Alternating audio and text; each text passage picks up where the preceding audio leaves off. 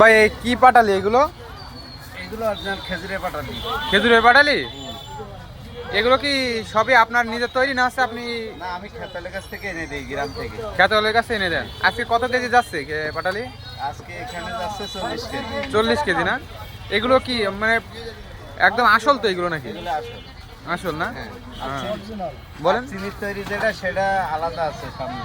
চিনির তৈরি যেগুলো ওই সামনে ওইগুলো চিনির তৈরি আছে মিক্স না? এই দেখেন মেপে মেপে কিন্তু দিচ্ছে। এই জায়গায় অরিজিনাল আপনি খেজুরের গুড়ের পাটালি পাবেন, আবার খেজুরও পাবেন।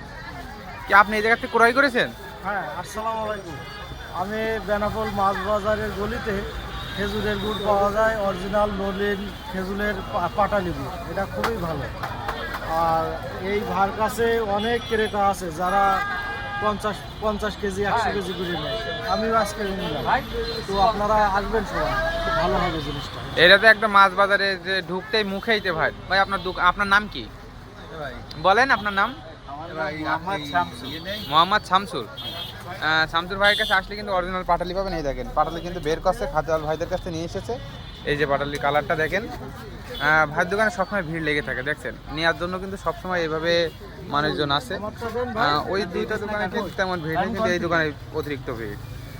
এখানে অরিজিনাল একদম পাটালি পাবেন। সে কিন্তু খেতলি ভাইদের কাছে নিয়ে এসে কিন্তু ভাই কিন্তু এখানে বিক্রি করে।